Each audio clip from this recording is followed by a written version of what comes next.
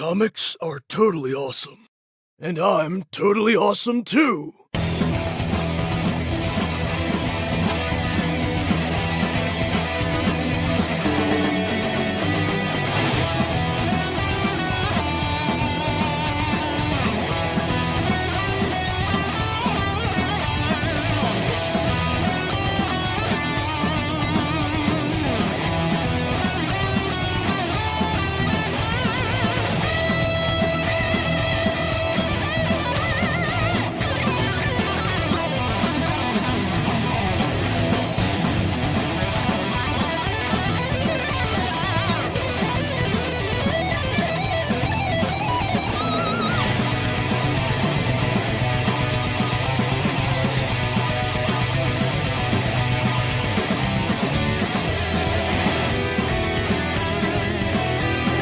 Whoa!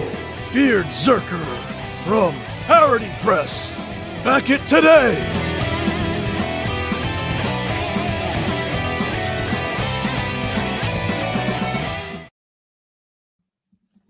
Hey everyone, good evening, good afternoon. Welcome to another edition of Comics Tonight. I'm so excited to have my guest, the Nelms brothers. They're the directors and writers of the movie Fatman and Small Town Crime, and they are in our green room. So we're going to bring them in shortly.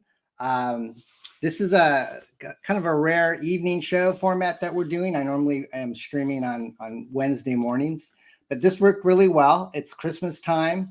Fatman, it's been out for like a year now, and I think it's going to be a cult favorite. It's kind of building that momentum to be one of those holiday favorites for my family, at least. I watched it again a couple nights ago with my wife, and I enjoyed it thoroughly. So I wanted to say hi to the chat here. We've got some people here that have been commenting. We have Nicholas is here. Hi, Nicholas. Nice to see you. Brain Cage is here. It is a great movie. I'm really excited. These guys took some time out of their schedule to talk to me, and we're going to just kind of find out more about their process and kind of find out what their holiday traditions are. And feel free to ask questions in the chat if you like. I've got some that I've already grabbed off our Twitter feed. We've been kind of advertising this for the last week or so. Well, we're going to have fun. And Tank Ferret, thank you. I do have some very special guests. They're a very kind gentleman, and we're going to go ahead and bring them in. And so without any further ado, welcome Ian. Nice to see you, sir. Thanks for having us, Don. Appreciate it. Thank you. Thank you, Ian. And his brother, Eshom. Yes. Hey, Eshom. Hey, good to be here, How's Don. it going? Thank you. Thank you. I'm good, brother. Thank you. So what's new in your neck of the woods? Are you guys kind of downtime? Are you in the middle of working on a movie, or?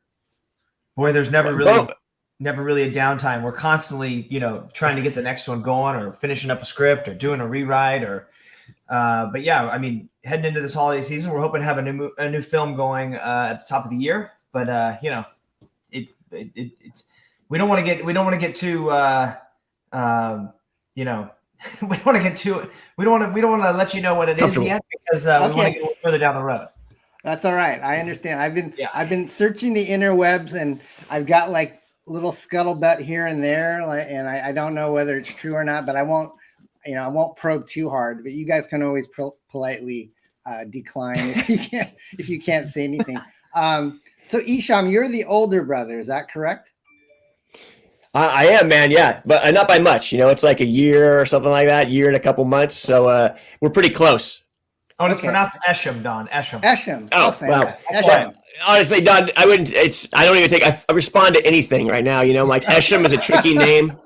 If you're hippie parents. Yeah, hippie parents. Like I've not too many of them, man. What kind of name is Nelms? What heritage is that? I think it's Norwegian. I think it's but I don't know. Northern Europe. I think my wife. I did like one of those 23s and me's, and it was like scattershot across the world. So there wasn't really any specific region. Yeah, I think it's a Scandinavian last name though. I think it's. Maybe those aren't the same thing, Scandinavian and Norwegian. It's kind of like not a very common one. Yeah, I haven't heard the word Nelms before, but my wife, she's actually in the other room. She's actually part Norwegian. So, All right. so you guys grew up in California. So I'm from Northern California, but you're like more central. Fresno, upbringing? Bakersfield area. Yeah, brother. Yeah. What part are you out of? I'm up The in Humboldt Bulldogs, County. Fresno.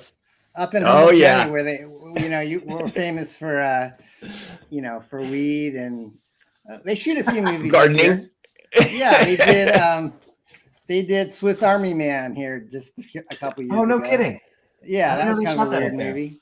And I think Spielberg didn't do anything, but Lucas, I think, filmed the speeder scene through the forest. Oh, wow. Cool. Like the second Star Wars movie. But yeah, all the redwood trees are nice. We're kind of by the coast, and never really gets over like 60 degrees. So it's not probably where you're from. You guys cook like crazy, I bet. Oh, yeah. I mean, so Ian and I now, we're down in the humble seaside fishing village of Los Angeles. But when we were in the Central Valley, man, it would roast. You would get, you get triple digits in the summer, and then it gets a little brisk in the winter. I'm actually up there right now visiting my parents, and man, it's always great to get out of LA and get into the rural countryside and get some fresh air in your lungs. It's good. I was curious. I didn't read the last credits on Fatman, but where did you film that movie? Because you had it was picturesque with the snow, and I couldn't determine landscape wise where that was filmed. We were up in Ottawa, Canada. Okay, nice. Yes. Yeah, it was unbelievably cold. For a couple of California boys. We learned some valuable lessons up there as far as respecting your weather and you can abide. But yeah, I think at one point when we were shooting the one of the action scenes in the snow, Ian and I looked at each other and we're like, it would take a couple nitwits from California to think riding a gunfight in the snow is a good idea. And I'm like, I'm glad we got through it with the help of our Canadian crew. They kind of helped us navigate that weather. But man, we're really happy with the results. But it was not easy to achieve. I bet it looked like it was cold for sure. So I'm gonna play your trailer in just a minute, but I have a series of questions, and I'm really fascinated by Eshom. Eshom, is that correct? Eshom. Yeah. Eshom. Okay. Eshom, you I read your bio on your Nelms Brothers website, and I didn't know that you gravitated towards comics. So can you kind of tell us what your background and your fascination is with comics? Look, I think Ian and I both had growing up young men of the 90s. We liked comic books, a lot of Sam and Twitch, things like that were sort of like our wheelhouse. But then I fell in love with paintball, first of all. So the whole world aligned paintball, and I tried for several years to make that a pro career, but it just didn't pan out. So one day I had to grow up, and I was working on my second AA degree at the local junior college. Just really biding time so I could play as much paintball as possible. And I stumbled into an art class because I literally run out of classes. And I've always liked to draw. But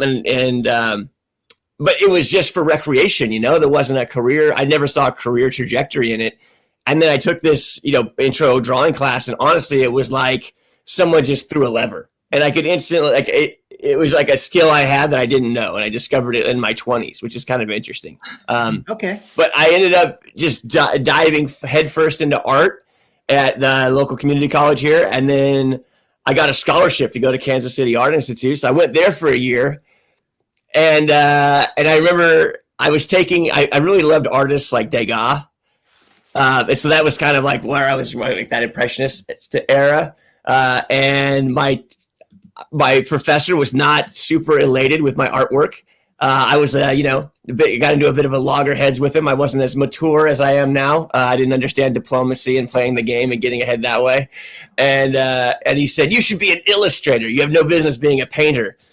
And he might have been right, because I do more illustrative work now than I did than painting. And for many years, I made a living here in LA as a storyboard artist. Really? Oh, I didn't know that. Cool.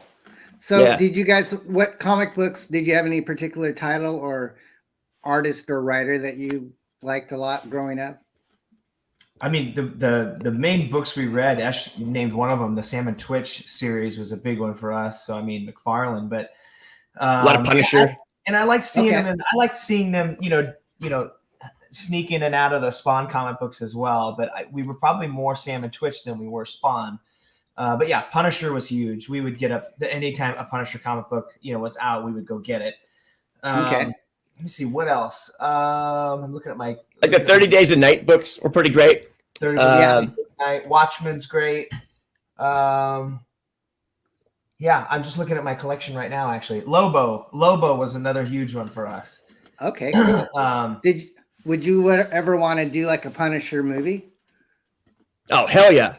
Dude, yeah, we if there was a comic book series that we could get a hold of, or a character, I guess it would absolutely be Punisher. Okay. Who Who would you cast? Who would you cast as Punisher? Who would be like your top three? God, Berthal's pretty good. I really like Bernthal. We're big Bernthal fans. We've almost worked with him twice now on a couple of other films, and it just didn't quite work out. But that would be probably one of our highly anticipated possibility projects of like, oh man, if we could get Bernthal in a Punisher film, that would be pretty exciting. Okay, so what would it be safe to say if you had your dream Marvel character to do, would it be Punisher or somebody else? Well, I think I also like Booster Gold. The idea behind that is pretty great. Mel for Punisher. That'd be interesting, like a kind of like a little bit weathered, a little older version of him. He'd be great. Yeah. Well, yeah, that's awesome, guys. I think you guys have a grittiness to your movies and a lot of gunplay. So I could definitely see you taking on somebody like Punisher. What do you guys like in the Marvel and DC movie universe? Are there any particular movies that you thought were really done well? Or I think that first Iron Man was just like amazing. That one like kind of like shook. It's what started it all, right? In a sense, I think the Nolan Batmans are really strong. I think the Tim Burton Batmans, the first couple of them, are really strong. So it's there's big shoes to fill with that new installment. We'll see how it goes. I thought Logan was great. As of late, Logan was excellent. We really gravitate towards kind of the is a little more grounded. Typically that doesn't mean every time, but typically a little more grounded superheroes, guys that really have a lot of vulnerability and weaknesses, like Batman, where he's just a man and he sort of has to gadget or suit his way into these battles. He's very capable, but he is just a man. He can be killed. He can be harmed. We probably move away from the more Superman-y type comic books, just because, the problem with Superman, right, is that he either has to be fighting one of his own kind, or he gets duped with kryptonite somehow. So right. He's got two weaknesses. That's kind of it. Right. I remember it's a non-DC Marvel film, but one of our favorite comic movies of all time is Unbreakable. Yeah, that's my favorite one. Awesome. Yeah, Samuel L. Jackson and M. Night actually filmed that, was it After Earth or something with Will Smith? That was in my neck of the woods. It wasn't that great of a movie, but I like M. Night a lot. It's got all those ferns. Yeah, I watched Old. That was very interesting. I haven't seen that yet. It's very good. I like it a lot. So, well, that's interesting. You guys know you definitely have a history with comics, and both DC and Marvel. I used to read Booster Gold, and I'm rereading like Justice League from the 80s and 90s, and he was in that series. But what did you like about Booster's character that kind of drew you in? For us, the intriguing thing is that he's kind of a poser, right? He just jacks a bunch of these artifacts and goes back in time to become a superhero with the technology of the future. And that's really intriguing to us, right? He's an everyman, sort of like trying to achieve past his contemporary status, so he has to go back in time to be a superhero with stuff he's snagged from the local museum. I mean, that's really a fun story. Yeah. I think I thought there was a rumor, like when Nathan Fillion was kind of more in his prime, that he might have been a good Booster Gold. Oh, interesting. Anyways, let's go ahead and watch your Fatman trailer, guys, if that's all right with you, because I know people in the chat have probably you've probably seen it, guys, but if you have not, you can watch it on Peacock right now, or you can do pay-per-view. One of the people in the chat on my Twitter page, they asked me, will Fatman ever be released in 4K? Do you guys have any idea? I wish we knew. I know Paramount did the disc release, and I don't know. I don't know what their plans are, and I don't know how they do their release schedule with like the HD or the 4K or the I don't know how they do that. I can imagine at some point down the road it going to 4K, because we shot the movie in 4K. We have the 4K version of it, so it's available. Okay. It's not something that isn't available. Awesome. Okay, so guys, I'm gonna load up the Fatman trailer. We're gonna be away from the screen while I play it, and then folks, if you have questions after you watch the trailer, let us know. So here we go. Here's the Fatman official movie trailer.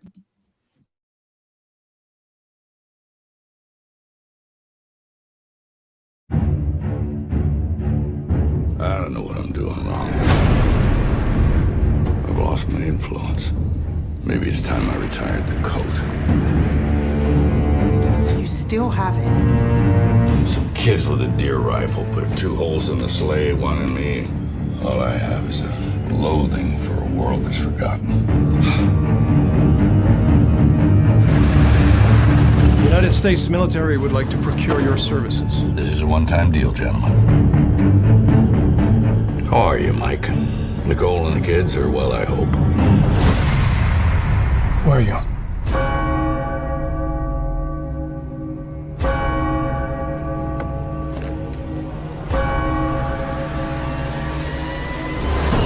You just lost a big son, Fatman! What's the job? I'd like you to kill Santa Claus. I'm looking for the Fat Man. You can't be serious. This is what people actually think of me. Christmas is a farce. I am a joke. What's the purpose of your visit? Hunting. I'm gonna kill some things. There is a rising number of our youth making poor decisions. I want the big man's head. Severed heads rot, they mold. Then I want his beard. I'm not shaving off a dead man's beard. Your workers sure have healthy appetites. That's why elves live much longer than humans. And Chris, he does the same? No, it's a giving that keeps him young. I've come for your head, Fat Man! Dashing through the snow, no one horse open sleigh. You think you're the first? All the fields will Think I got this job because I'm fat and jolly? nothing all the way. Jingle bells, jingle all the way. Oh, what fun it is to ride in one horse open sleigh. How come while you sleep? The fat man's got his eye on you, kid. Hey, whoa! Oh, that's Donner. Lucky it wasn't Blitz or should tear your package clean off.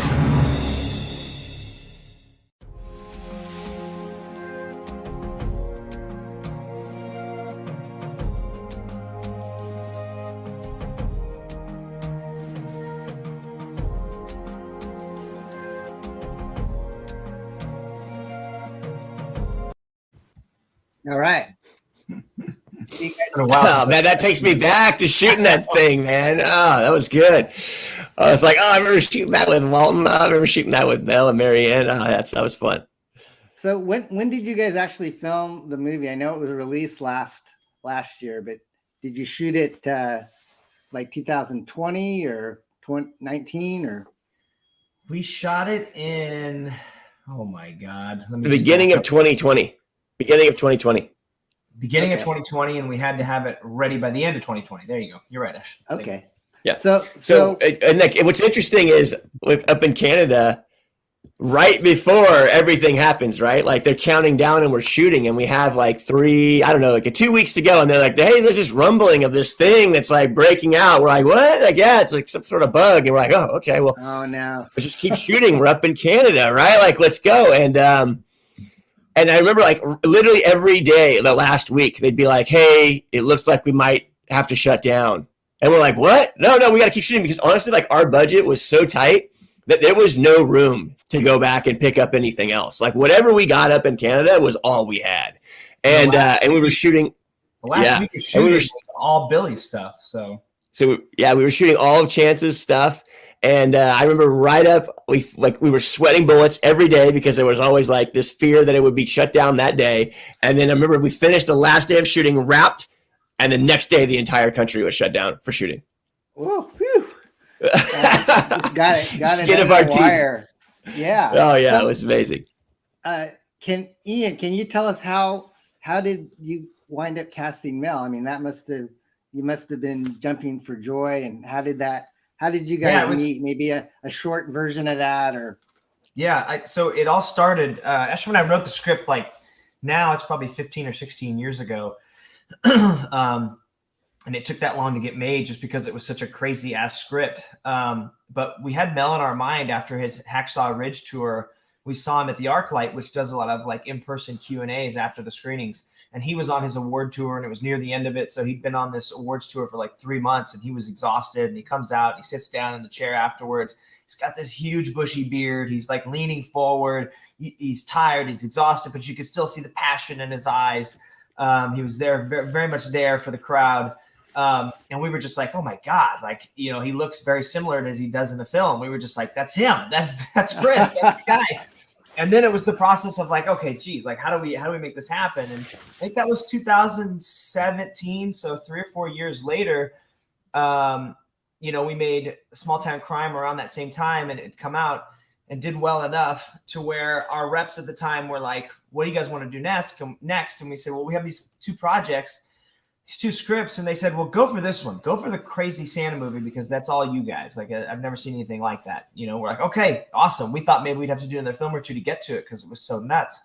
And we were like, okay, awesome. If we get to do this next, this would be amazing. We submitted to Mel's people, because they said, who do you want? We said, look, we just watched this Q&A a couple of years ago, and we thought Mel was perfect for it. They were like, okay. They gave it to his agent.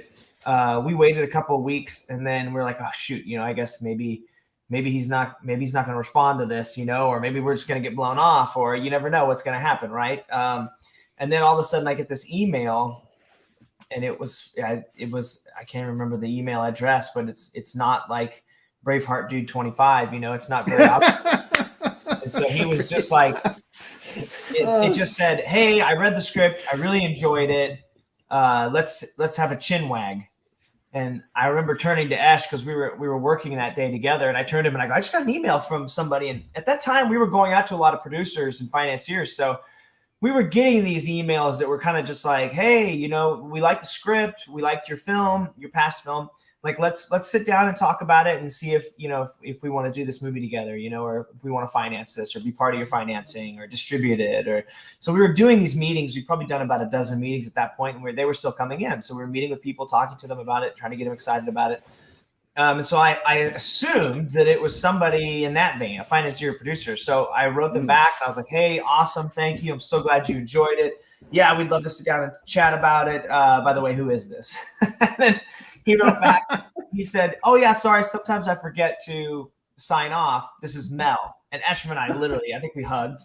We were just so excited. And our reps talked to his rep. They said, hey, you got an hour in a diner in Malibu to sit down, or a cafe in Malibu to sit down with him. So we were like, amazing. So we went and sat down with him.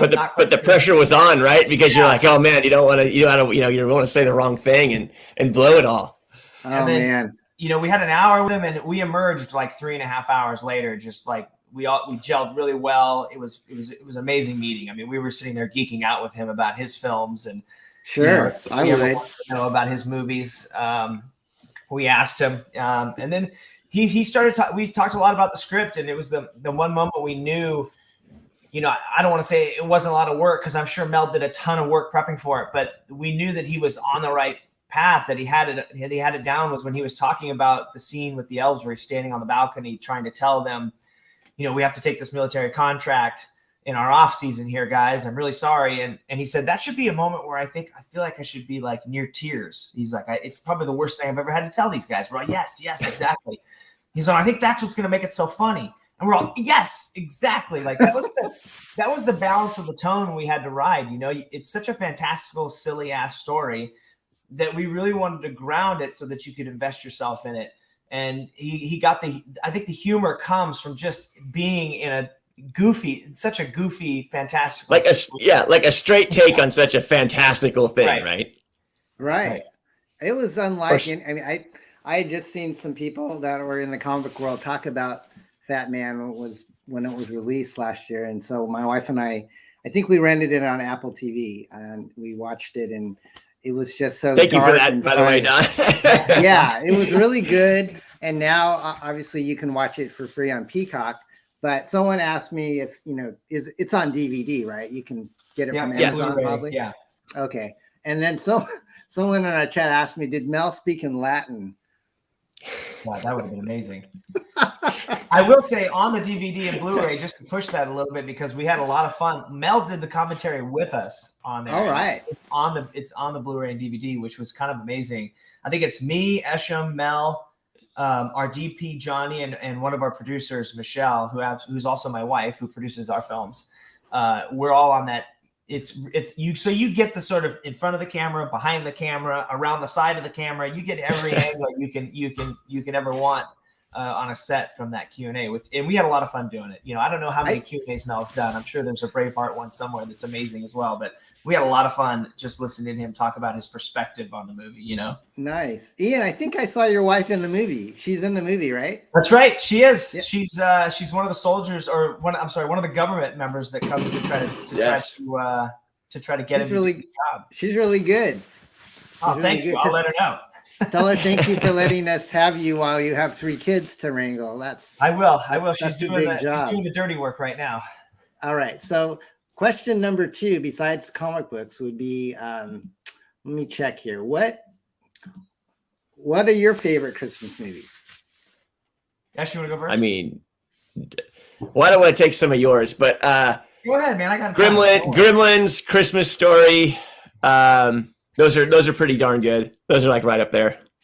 Okay. And things that are probably more in the vein of like how we, what this movie is or was, or what we thought, there was a sprinkling of in is like, there's a couple of Shane Black films that are amazing. Like, I guess it's not his film, but he wrote, Lethal Weapon, and then Kiss Kiss Bang Bang is his film. And then Long Kiss Goodnight, which I think was directed by Rennie Harlan, he also wrote. Those are freaking brilliant. Obviously Die Hard, like there's a lot. Anything set in Christmas, like it's going on there. Yeah, I got you. It's probably sacrilegious at this point, but I haven't seen Krampus yet, but it looks right up my alley. Okay. Those are probably my favorite 3. I mean, Elf is great too. I mean, there's so many good ones, right? Yeah. But I mean, I guess and it's possible, right, that I've seen Elf so many damn times on TV, because every time I turn the TV on around the holiday season, that is just on some channel, right, and it's just playing. And yeah, I watch it and it's great, but it may be just oversaturation at this point. But I will put on those DVDs. I will put on those Blu-rays. I do want to see. I do want to see those films again. How about old school, like black and white? Do you guys have It's a Wonderful Life? Like Miracle Life, or something like that? Oh, yeah, Miracle on 34th Street's amazing. Another really amazing grounded portrayal of Santa Claus. I mean, Scrooged. There's so many good ones. He's great. Yeah, there's so many good ones. Sure. Scrooged is great. Oh, that's good. Okay, those are all legit. I agree with you. We're trying to make you proud here, Don. Wait, what's the one like strange, rare exports or whatever? Oh, rare that one's exports. Really intriguing as well. Great. That was great. Rare exports. I've heard people tweet about that. Great. It sounds fun. Okay, so question 3: what was your best Christmas gift that you can recall? Ooh. All right, this is easy for me. Go. She was born 9 days before Christmas, but my daughter. That doesn't count. Good answer. What a cop out, man. So easy. He gets wife points for that. I don't know if I can't think. Look, the Nelms household went hard at Christmas. Like that was like the one holiday, right? So like your birthday and Christmas, our mom and dad would go hard, but it was like a vast wasteland between those 2 holidays. Like you would get nothing, right? It would get you wouldn't get clothes. rarely any gifts unless you saved up your money and bought them. And so like, I feel like mom and dad like just went super hard on the holidays, and like we got everything we wanted, but it was like in like that, you had to wait 12 months every year to get it. They did a good job of coming up with plenty of chores and jobs we could do to earn our own money. But as lazy adolescents and lazy teenagers only wanted to do what we wanted to do. We did as much as we, I feel like we did a fair amount, but as far as like earning money and then wanting to go buy clothes with it and, things you actually needed, that wasn't happening back then. We were buying garbage. Like we didn't get an allowance, like, so our mom and dad live on I have a little bit of a horse ranch going on. And we had to get up at like 6 a.m. to do chores and like feed the horses and move the sprinklers. It was like a good hour of work before we got to school. And then like another hour and a half or 2 hours after we got home of like everyday maintenance on the ranch. Those are just daily chores. That's not even that was every day. They give us and 6 to 8 hours of stuff to do. But I will say this one story, and like I'll try to make it short. I remember we were at, we were young. I don't remember how old we were, under 8. And dad and mom come running into our bedroom. It's in the middle. It's like, what was it like? It was like 3 a.m. or something, right? I don't know. It was late. And they go, Santa was 3 a.m., but it was probably midnight or something. Yeah. Yeah, you're right. And they're like, Santa was just here. Santa was just here. And we bolt out of bed and we go running into the living room. And our dad's standing at the front door pointing towards the heavens. And he's like, look, you can see him. You can see him. And I ran out to the front door and I gazed skyward. And I would put my hand on a stack of Bibles that there was a Santa Claus silhouette going across the moon. Now, my perception, that absolutely happened. Did that happen? Unless dad's sitting there with a cutout across the moon, it did not happen, But I in my heart of hearts, believe that I saw Santa that night. And I recall not seeing Santa, but Eshom did see him, and I was very jealous. So maybe I was hallucinating. I bet. All right. So on your bio page on your website, it says you guys played with G.I. Joes a lot. Did you? Was that like your favorite toy? Oh yeah, that toy. Yeah, it's the toy. Anything, yeah. I mean, when we were younger, it was any Christmas or birthday, we would just say G.I. Joes, G.I. Joes, G.I. Joes, and we would just get vehicles and men. And we had I actually was tasking Esh as he was home this weekend with if he could grab our G.I. Joes for my son, who's turning 9 here pretty quick, because we had such an amazing collection. But you said it was especially awkward the first couple years of Ian's marriage when he asked for G.I. Joes, but she's accepted it now. Would you guys want to ever direct a G.I. Joe movie? I know they're still doing them. I think very possible. We would just be taking it in a different direction, in a direction that they may not, see favorable. Those are such. I guess you twist it up a little bit, right? Well, and I think I remember in the cartoon, like no one ever got hurt, right? Like only vehicles would explode. And you're like, oh, okay, like Ian and I, even when we were young, would kind of call BS on that. We're like, oh, come on, like that truck that totally exploded and everyone just jumps out. We always wanted a little bit of bloodshed, I guess. I don't know what that says about us. And every time we had a broken G.I. Joe, they would turn into body parts and like half bodies that were exploded and killed, or remains of someone in a latrine, or in a ditch or trench, trench warfare. Did you blow them up? Firecrackers? No, we didn't too much reference for them, Like if they broke during a scene, because Ian and I would stage these like multi-day scenes, and we would do it across the whole living room. So you'd like set up. We pick guys. So we would do every other guy. You get to pick a guy. You get to pick your team. Then you pick the vehicles. Then you set up your offense, and the other guy sets up his offense, and then we do a huge scenario. And it's just, I think it was honestly like our first storytelling endeavors collaborating together, where we're making up these wild stories of these G.I. Joe conflicts, Nice. And they would last a week. And we'd be like, Mom, don't touch the G.I. Joes.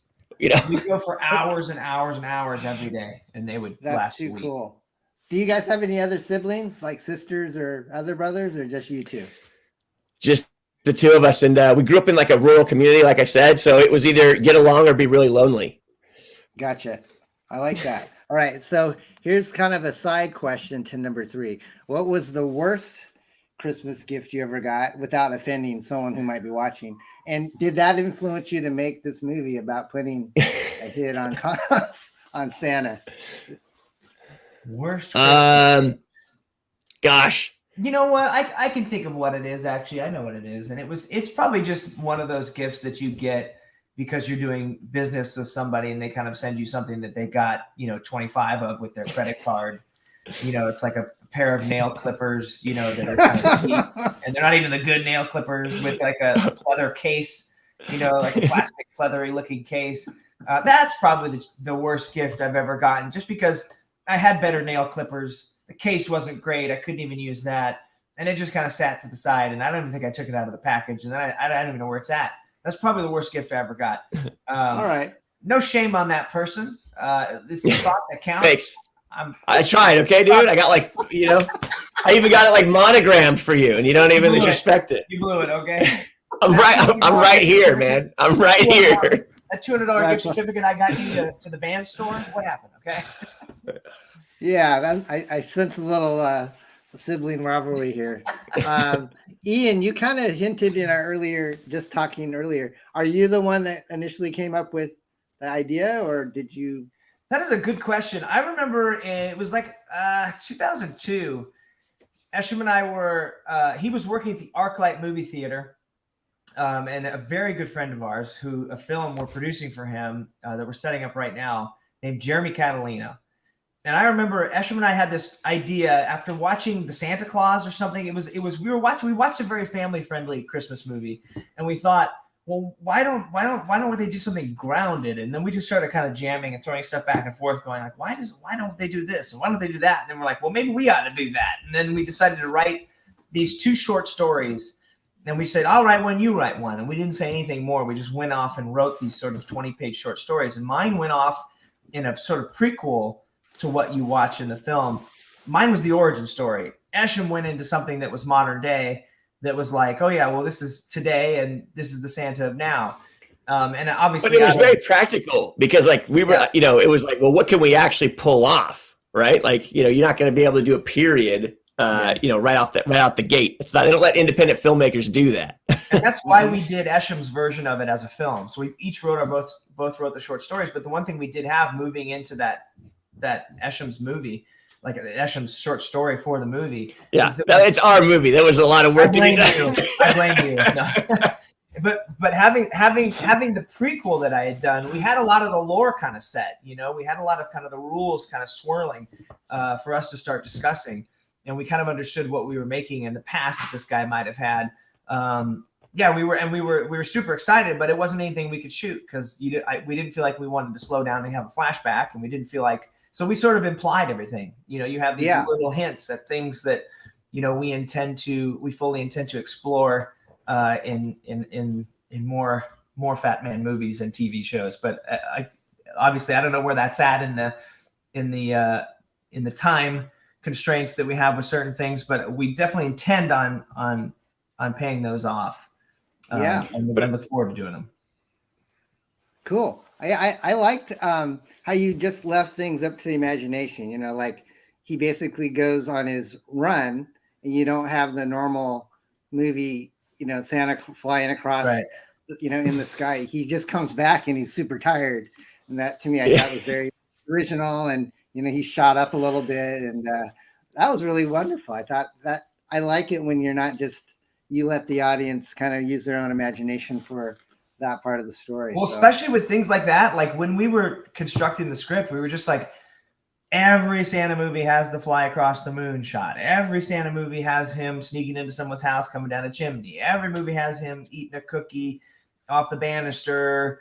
Every movie has it, laying the presents out. Every movie had a lot of shots that we were just like, we want to make the movie that has the before and after those shots. Like we don't want to, what that looks like. And we're not going to be able to compete with that. We're not going to be able to be like, hey, here's my $120 version of a $120 million movie version of that, So we were just like, that's not what we wanted to do, and it's not what we did. We shot everything that was sort of before and after, and that was definitely And there was certainly that dirty feel to it, dirty organic ranch farm. That was awesome. there was certainly pressures to put that stuff in there. People would like constantly be like, you know what you need? Like literally we get notes like, you know what you need is like a silhouette across the moon. And then like him literally going and like sneaking across the window and like putting presents by a tree. And we were like, that's the antithesis of what we're making. Entering screen and putting a present down. Yeah. Shoot that real quick in about an hour somewhere. We're like, no. Gotcha. So, I have a fifth question here. What was the hardest part of getting the movie made? That was convincing someone to let us make it because we didn't have a lot of experience in that. You know, look, it's not a huge movie, but it's not a small movie either. And those are the hardest to get made, to be honest. And we didn't have, you know, we kept the script got us a lot of meetings. A lot of people said someone's going to make this, but it's not going to be you guys. And we'd be like, well, why not? They would say, well, this is execution dependent. And we were like, well, what does that mean? They're like, well, you know, like, you know, this line right here, like, you know, that can be shot as a full farce or it can be dead serious, you know? And so for us, like, we were like, oh, well, you know, when we wrote the script, we saw it playing back in our heads and we're like, well, you know, the tone is right there on the page. That's a joke. That's drama. That's an action scene. But people needed us to do a little bit more work to show them what the tone was. And so when we were able to finally make Small Town Crime, that is what really got the conversation started because we could point directly to that movie and be like, oh, see how this movie sort of jockeys between drama, comedy, and action? Like, that's what we're going to do in this one. That's awesome. Okay. And then obviously you said the weather was a factor. You weren't anticipating like the climate and I mean, that was definitely the hardest part on set. The hardest part of getting the movie made on set was the weather because, you know, as luck would have it, the 4 coldest days of our entire, you know, winter stay there were the 4 days we were outside. 2 of those days were negative 36 Fahrenheit.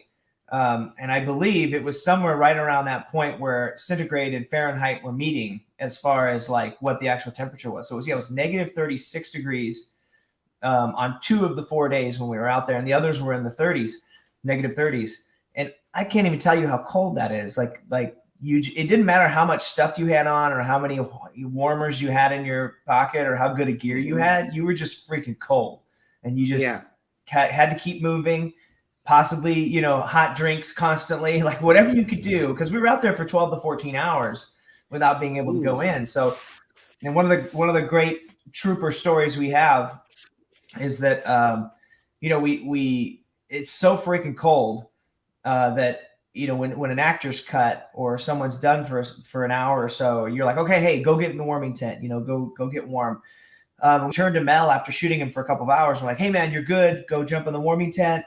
He's like, okay, thanks. And then Eshom and I go jump with the camera crew and start constructing what the next shots are as like Walton's, you know, driving in from makeup because he just got there. And it's like, okay, hey, Walton's on his way. We're gonna set the shot up. Eshom and I are, you know, talking with the crew for about 20 minutes and we turn around and see Mel behind us and we're like, oh shit, did he not hear us that, you know, he was cut? Like this is terrible. He's been standing out in the cold for 20 minutes and, you know, maybe he didn't hear us. So we walk up to him. We're like, "Hey, Mel, so sorry. Oh my God, did you not hear us? You're cut. You gotta probably 2 hours before you're back out here." And he goes, "No, it's good. I'm not gonna go in the warming tent, like ever." Wow. So he was like, That's "I'm not awesome. going in the warming tent. If you guys are out here in this, I'm out here in this." And that's what he did, man. He stayed out there, and he's in a costume. He's not in, and he has some layers under the costume, but it's not like us. Like we're ready to scale Everest, and he's like, you know, I don't know. He was not equipped for negative 36 weather, and he just kept toughing it out, man. He stayed out there, regaled the crew with stories, and he was drank his green tea. I know. He was just an animal.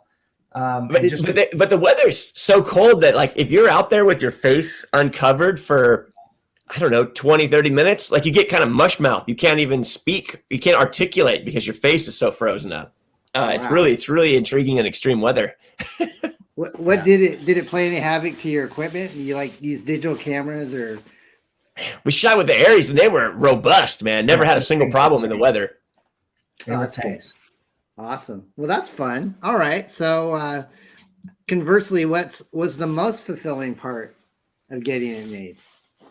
I mean, there were moments when we were literally pinching ourselves and we would just get giddy with laughter and look at each other and be like, I can't believe we're getting to shoot this movie. Like, this is so unbelievable. And like probably the biggest scene of like unbelievability was the moment when Walton and Mel are facing off in that big snow fight, yelling at each other. So not only was it the coldest moment of our lives, it was also kind of the most unbelievable, because we had envisioned that sequence and that scene so many times, over the past 15 years, that it was just, and we couldn't believe it was actually coming to fruition with the people we were like dying to see in those roles. It was unbelievable. It really was. Yeah, it's pretty surreal to sit there and hear over the walkie, will the U.S. military elves, Santa and Mrs. Claus, please come to set? You're like, what is going on here?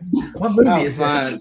How fun. Now, Walton, I really wasn't familiar with him that much until I watched your movie, and then I watched it again, like I said earlier this week, and he grows on you. I mean, I appreciate him more the second time, and I look at him, I'm going, it's like he's almost like a modern day Jack Nicholson, Jack Palance rolled into like Yul Brenner in Westworld, and I loved him. Yep. How did he become? How did you get your eye on him as the? Do you call him the thin man or the skinny man? Skinny man. Skinny man. Yeah. It's just the antithesis to the fat man. But that was an interesting story, because we sat down with a bunch of really great actors that would have all done a really amazing, unique take on Skinny Man. But when we sat down across from Walton at a cafe, not alone, this is the other patrons are in the restaurant, and within 5 minutes, Walton's standing up, pinning an invisible rifle to his shoulder, and he's like, and then I'm looking down at this elf, and he's like full character, full Skinny Man, acting out a scene in the middle of this crowded cafe, and every head in the place is like looking at him, and Ian and I are like, oh, this is awesome. This guy's going to be great. And honestly, like from that initial sit down, he was the guy. We couldn't get anybody else, to even consider anybody else. It was done. Yeah, that's great. All right. So question number 6. What's your favorite Mel Gibson movie other than Fat Man? It can be either directed by or acted in by Mel. I don't want to steal Eshom's, so I already know what his answer is on that one. But do you? I do. I know which one he acted in that you like, or the trilogy that you like that he acted. Yeah. Is that Road Warrior? Yeah, that's mine. Those are mine. Yeah. Eshom's are the Mad Maxes, which I fucking love those. But I guess I don't know, man. He's made so many great movies as a filmmaker. Maybe we'll tackle that side of it. I mean, and so different, right? I mean, every one of those movies, like, and you could just talk about like Braveheart, Apocalypto, and Hacksaw Ridge. Like he acts Passion. Passion. I mean, geez, yeah, Passion of the Christ. I mean, just the different skills and different storylines and different cultures that he's attacking with every one of those is just really just incredible. Like, and you really feel like you get such a full meal and a full picture with each of them. Okay, I see your points there. Is it true he's directing like the next Lethal Weapon? That's what I heard. We actually texted your lips soon after that. So, your lips to God's ears. Exactly. He's like, let's do it. Yeah. Because I think Richard Donner passed away, and that was his wish to have Mel come in and do that. I think Danny Glover's still alive, right? He's still 100%. We worked with him. Cool. We worked with him back in like 14. Yeah, maybe 2014 on a movie we did called Waffle Street, and he was awesome, man. It was so much fun. Wow. You guys are so young looking, but you've been in this business 65. Like a decade? I've been I mean, I don't know what Ian's secret is. Mine's avoiding all responsibility, kids, and marriage. So whatever Ian's. And I'm actually 26, so it's been hell on me, really. Yeah. That's awesome. Yeah. All right. Let's see if anybody in the chat has some questions. Well, they like Braveheart for sure. That's a great movie. Awesome movie. Yeah. Wooly's from Scotland, so I'm sure he likes the William Wallace story. So let's see. The other question is, this is something I thought of. Does Mel send Christmas cards? Interesting. You know, I don't think I've gotten a Mel Gibson Christmas. Yeah, he did invite us over for a little holiday gathering, but not a card. Yeah, I think and you know, he'll drop a message, he'll drop texts and stuff on at certain times. So I don't know, he's a super sweet guy. So it wasn't. Although I haven't seen a card, I'm gonna hit him up about that. No. Well, a party invite is even better. I mean that would be fun to hang out at his house. Yeah, I think he's old school, man. He likes a direct message or not that texts are old school, but I mean, you know, like it's almost like writing it. It's definitely more immediate and more personal probably than a Christmas card to a certain extent, right? That's cool. So let's see. You think? I don't know. I did notice a kind of a similarity in Small Town Crime and in Fatman. You like the muscle cars. The Nova was in Small Town Crime, and my wife actually is coveting that car. I think she wants one. Yes. But I couldn't. There was an opportunity for her to own that car not too long ago. Yeah. There was. So are you guys enthusiasts of like cool vintage cars or? Yeah, we like the old Detroit steel, you know. That era really appeals to us. I think Ian and I love the idea of like having a continuity between some of our films with that sort of motif running through it. And then with the Skinny Man in particular, right, that has a reverence to it. We didn't want to use a Nova. We wanted to use a vehicle that was actually a cop car, you know. Right. So we used a model that, you know, if the model of car that Skinny Man's driving is actually a pretty legitimate cop car back in the day, like in Terminator era, you know, it's like the car from Terminator, but we just wanted to make it, he missed his destiny to become a cop. So it's like a black, you know, like Wraith mobile, you know? Yeah, it matches the Hot Wheel, the only gift he got from Santa. So as Santa, you know, gives people gifts that show them the propensity or the path that they should be on, like the fire truck or the chef set that you saw earlier in the film. Skinny Man has a police car. It's the only thing he ever got from the big man. So he should have been a police officer, but because of bad childhood and bad decisions, he's become a criminal driving the same car as if he were a police officer. And that was really important, is that we get the same car that is the Hot Wheel. So those are exact same cars. One just has a police setup on it, and the other one is just a black Wraith, as I said, Deathmobile. Is it made just for your movie, or is it actual like a Detroit brand? Because I couldn't find it online. I kept on trying to find what kind of car it was. And that's a legit car. Yeah, that's a legit car. What is it called, Ash? I can't remember, but we literally oh my gosh. We had to sort of reverse engineer it. It's a Plymouth. It's like a 70-something Plymouth. I can't remember exactly what model it is. Josh is going to be very disappointed because we spent a lot of time fighting about finding that car. But it's literally the model of car that is in the original Terminator. So it's like Ian and I were very excited about using the same make and model of police car that's in the Terminator. So we were like, oh, let's put the Skinny Man in the Terminator's car, but we'll give it an all black makeover. Was the Nova? You said it was actually for sale at one point. It was. So there were two of them. The Nova's interesting. Yeah, there's two of them because there's we had to make a picture car. One we would bolt on the trailer that wouldn't drive around, and then there was one that was fully raced out to do the quarter mile, and that's the one that we did a lot of the more wheel spinning stunts in it. And I mean, I remember sort of like what gave me a propensity for that is a friend of mine, Brian Gaines, had a really raced out Nova in high school.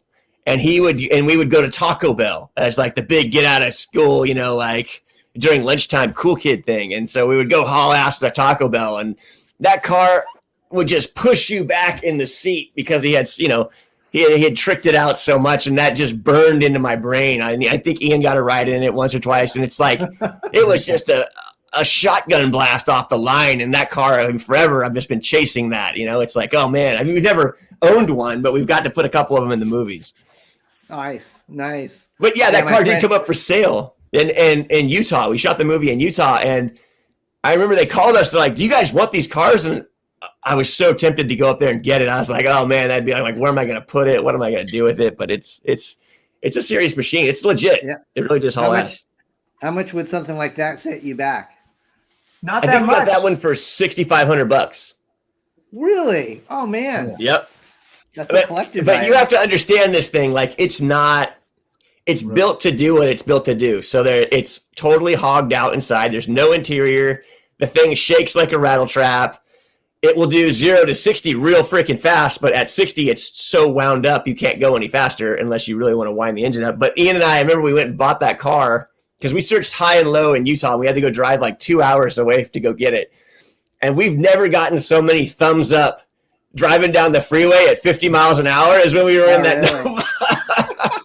It's a chick magnet for sure, probably. Oh, I don't know. Mostly grizzled dudes with, tattoos on their forearms, but, they were still stoked. Awesome. All right. So question number 9, if you weren't in this line of work, which is filmmaking, what do you think your job would be? I thought going through college, I knew I wanted to write. That was 100%. I knew I wanted to tell stories and write, and I thought maybe I'd be a novelist as I was going through college. And I was an English major and a theater minor. And I started thinking about halfway through college when I started really accessing those minor classes. I was like, maybe I'll be an actor. It would be interesting to act. And although, I enjoyed those classes, I definitely realized while I was moving through there that that's not what I really wanted to do. I didn't have a dying passion to be in front of the camera or on stage, but I did have a dying passion to tell stories. So I thought I got a wrestling scholarship through college.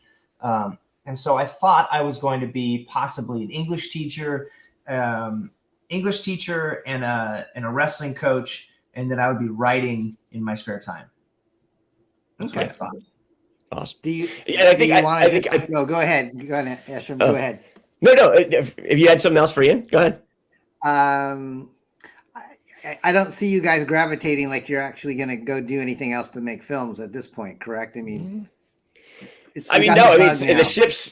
ship's sailing in that direction. Look, we love it, but I think if they banned me from making films tomorrow, I'd probably go into the arts and start building cars, because those are my other passions outside of that. And then that and paintball, but you can't get paid for that, so I got to pay for that somehow. Eshom, did you like doing storyboards? Is there any movie that you can tell us you worked on? So I did a bunch of stuff for commercials, but I got to work with some really amazing people. I got to work with Stacy Peralta from Pal Peralta Skateboard Company. That was like, he's just I had a really great collaboration on him with many commercials. Got to work with Mark Webb, who did the Spider-Man movies. Got to help Tate Taylor do The Help, some pitch boards for The Help. Got some Super Bowl ads, for Fiat and things like that. It was really amazing to get the opportunity to work with such high-level directors and, learn from them, honestly. Mark Pellington as well, who did Mothman Prophecies and Arlington Road. That guy's a great director as well. He's done a ton of TV as well, but yeah, that guy's super talented as well. Okay, that's cool. Question number 10 would be, what is next for you guys? I've seen like Octavia Spencer mentioned on your bio page, and that you might be doing something sci-fi with her. Is that still possible, or? It's totally possible. Yeah. No, I think you're definitely going to see us dip into some different genres. While we do always have a passion for the thrillers and things like that, like we're definitely going to make those. But I think Ian and I would love to dip our toes into maybe some westerns, maybe some sci-fi, maybe a little horror. Those are sort of the projects that we're gravitating towards right now. And then we've got this book that we've been trying to get made for a couple of years now. And we've done an adaptation of it, but we've got to do one more rewrite on it. And that's another one we're really pumped about. But that one's probably more action genre. Yeah, and then honestly, like we'd love to do continue the Fatman story. So that's also on there. There you go. That's a fan question as we hit segue. Oh, I'm sorry, that's the 4K question. But Joe Sontag, who's one of my friends, he says, "Will there be a Fatman 2?" Please say yes. Yes. Yeah, and I think if you're looking at time, Ian and I did, if this is the Mad Max, we want to do the Road Warrior next version. Awesome.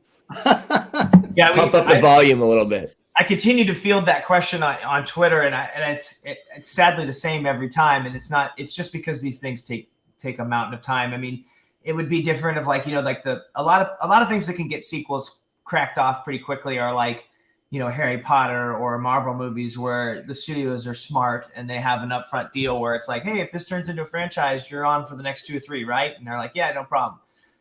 We didn't have that deal, so there's a whole lot of sort of logistics that goes into that. Yeah. I mean, look, we knew we wanted to do a sequel, but it's just not something at an independent level that you go out, trying to get everybody to put the next. It was hard enough to get them to get on board with making one, more or less 3. And we had a great experience with everybody, and they're all down to do another one. It's just when you get a year out of something, or by the time it was released and it did really well, thank goodness, and Saban is pumped to do another one, and our producers and financiers are pumped to do another one, and the actors are pumped to do another one. So are we. But it's just you're a year out from when you made it, and everybody's schedules have literally, a lot of those folks that are in the show and have their schedules are a year to 2 years out sometimes, sadly. So it's figuring out those logistics. It's figuring out the rights between the distributor and the producers and the financing company and the character rights to the people who played them, and getting those deals done and finding the time in the schedule, because as you're putting all that together, which takes months, sometimes a year to get all those things figured out, people's schedules are still getting booked for projects because they can't stop working, Cool. So it's an ongoing process. At some point, we're going to get everything sewed up and be able to jump out the door. But I think in addition to there's also ideas in addition to just another movie, right? There's a lot of ways to explore this. This character, and I don't want to give away too many of them, but like Ian and I have a passion for video games and toys and things like that. So there's a lot of ideas in the oven right now. Okay, awesome. I love that. Muttman asked, he said Small Town Crime was really good, and he plans to do more movies like that. 100%. Oh yeah. We love John Hawkes, who played the lead. I mean, that whole cast was a blast, and and I know I feel like everybody involved in that one is excited to do more. Saban's asked us before, that's who distributed it, if we wanted to do more in that vein. And absolutely, it's just, again. I think the next project in our queue is in the thriller vein. It is in that vein. Yeah. It's probably less comedic than that one, but yeah. Okay. I can see John as on a regular ongoing series as that character. It was just he was so that good. Endearing, and he had his demons, but he never quit, and I like that whole. And was that Robert Forster's last role? Not his last one. Not his last one, but I think we were within a year of his last one. I'm not sure what he did after Wolf Hollow either, but that one was good too. If you haven't seen Wolf Hollow, I haven't. I used to. I mean, I'm so old. I remember him in The Black Hole. That's how old I am. Oh yeah. So with those two like garbage cans floating around, right? Like the R2D2 equivalents in the black hole. It's so cool because my wife and I are rewatching Breaking Bad right now. We're up to the point where Walt's going to go off and erase his life, and this is when Robert Forster comes in and helps him, do that for him. So he was such a wonderful man. It's such a joy to work with. We're so grateful to have that opportunity. I'm sure that's awesome, guys. Last question. Well, actually, I do have a question because I Googled you guys and kind of found out what you might be working on. Is there any rumor that you're working with the company that's producing the John Wick movies? Or can 100%. You say? We are, but I bet what you read was something that it's a different project. We were attached to maybe like 2 years ago, and it has since had its own life. When we went off to go do Fatman, they had an opportunity to do something with it, and we said, yeah, of course, we're not going to hold you up. So, but there is another project that we're doing with them right now. We're definitely, in a constant state of. Thankfully, we like those guys over there, and they seem to like us. In a state of trying to find something to do with them. All right. Yeah. Good. Well done. Last question is from a fan, and I don't really know how to ask it other than to say, is it true you can see Mel Gibson's chakra?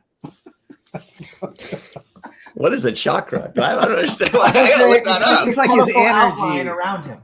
Yeah. Thank you. I'm like, what? I got to Google this. I don't know. I would say yes, definitely in a snowy environment as well. With a white background, you will see his chakra, and it is powerful. I bet. Well, I can't wait to see what you guys have next. I would love to have you back as you get deeper into your other projects and you can talk about them. You guys are very easy to talk to, and I do want you to know I am sending you some official Parody Press comic books. Dude, out today to you guys. So hopefully you enjoy them. Thank you. Now, Don, who does the artwork for you? Who does your artwork, man? Do you do the artwork? I'm more the writer publisher, but what's funny was Eshom, I went to your Facebook and I sent you a friend request, and the two artists that worked on my cover are friends of yours already on Facebook. Wow, their names are Jim O'Reilly and Sigmund Torres. They're two artists. One's from the United States, the other one's from overseas, and they worked. This is a Keanu Reeves spoof, so you'll probably enjoy it. It's beautiful. What if he was a rock and roll warrior? It's based on his Berserker concept, the one that he's got. I think he's got a Netflix deal on that. And then if you like X-Men, I spoof X-Men in this comic book called X-FARCE. So these are going out to you guys along with my black belt hamsters. And I noticed you guys had a hamster in Fatman. So maybe maybe you guys will enjoy the hamsters. The Secret Life of Walton's Hamster. That could be a spinoff right there. Absolutely. Kids movie. I think that's going to do it. Is there any parting words on how people? I've been kind of flashing how people can reach you, Ian, on Twitter, and then you have your Instagram, which is the Nelms Brothers, right? Yeah. At Nelms Brothers. Yep. Okay. Yep. So I think that's going to do it. I was planning on playing your Small Town Crime trailer to segue us out, but guys, Merry Christmas to you. Thank you for your time. Is anything else you want to say to the folks out there? I just want to say thank you so much for joining us here today. Don, thank you, man, for having us on. Really greatly appreciate it. It means a mountain to us, honestly. And have a happy holiday, everybody. Thank you. Yeah, I appreciate you reaching out, Don. Once we get some more to talk about, maybe we can come back on. All right. Sounds good. Yeah. Guys, thank you so much. Have a great rest of your weekend. Chat, thank you guys. And I'm going to go ahead and play Small Town Crime, and we'll see you next time. Awesome. Happy holidays.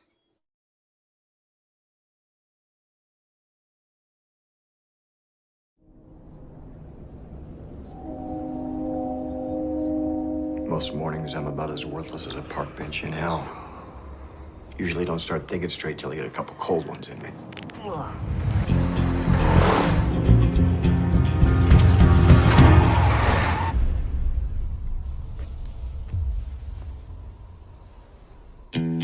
I know you found her. I know you feel responsible, but you're not in this. You shouldn't be fiddling around with some dead girl's phone. I think what Kelly is trying to say is that you are no longer a cop. Don't tell me what I'm trying to say. This is important to me. I'd like to find out who killed your daughter. What's your rate? You never really know with this kind of... $2,500 a week.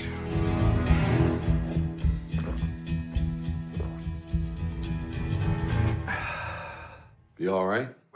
Just wake it up, Steve. Good time that's been wasted. We're looking for Mike Kendall. Good time. Y'all got a plan? We just want to jump into an old-fashioned dog fight. Both. When I think of all the good time that's been wasted. Screwing a hooker. I'm gaining her trust. This could end up really nice for you. Police have a tendency to miss certain details, important details, and those are the types of details that I pick up. When I was fighting, I could have done the right. You ready? Is that all you bringing? That musket? It's a high-quality musket, son. All of that. You get cute, you get stupid. Well, we both know how that ends. I was really losing. We do this. There's no halfway. Good time. Mind if I finish my beer? You drunk? Good time. I'm comfortable. Talking about good time.